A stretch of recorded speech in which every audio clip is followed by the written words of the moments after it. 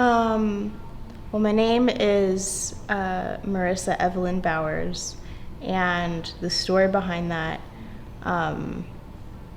is kind of sweet. My mother's family is Jewish, and I initially was supposed to be named after my two grandmas, Mary and Annette, and they were going to name me Mary Anna.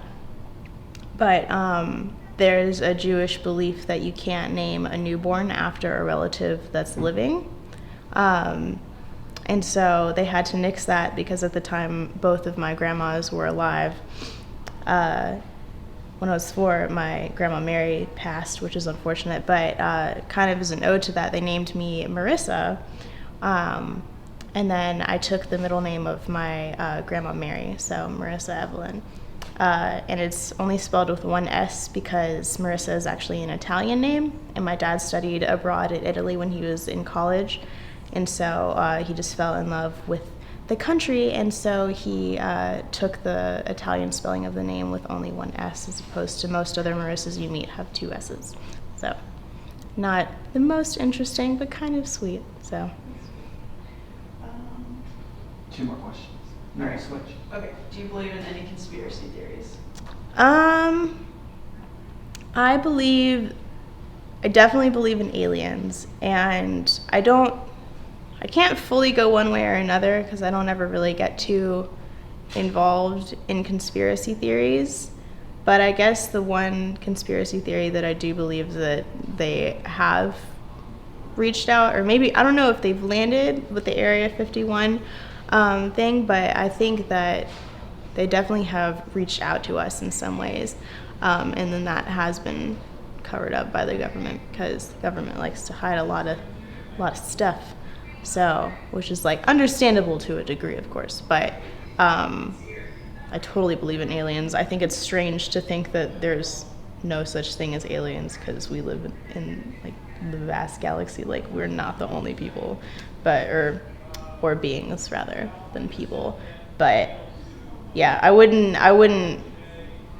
say I don't believe that they have been present and then that's been covered up by the government. So that's not like the craziest conspiracy theory, but because I'm not about the Illuminati shit or anything. So, but yeah, so aliens in general I believe in as a theory, but the fact that they've been covered up, I guess, is as far as I can go into conspiracy theories. But well, I grew up in Asheville, North Carolina, and what stood out is actually what stands out now is that it's very different than it was when I grew up here. A lot less people. The downtown area was very empty, and the funny thing that happened the other day in class, the psych teacher was like, everywhere can't be Montford, and she meant it like everywhere can't be rich and high dollar. When I grew up, Montford was the sketchiest place in town. Every building over there was empty, and you didn't go over there because it was drug houses and stuff like that. So it's flip-flopped quite a bit since when I grew up here. Cool. Do you have any conspiracies? Do you believe in any conspiracies? Well, firstly, I believe that there are conspiracy theories because people so vehemently say that there aren't conspiracy theories. I think that kind of proves the fact. And I got in an argument with a guy one time, and I asked him, I said, well, have you and your son ever told your wife that her food was good when it wasn't?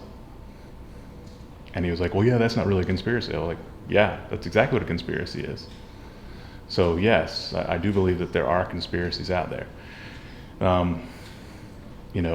9/11 being an inside job, there's a lot of stuff on either side of that, but I don't know if I've ever decided one way or the other if it actually is a conspiracy or not.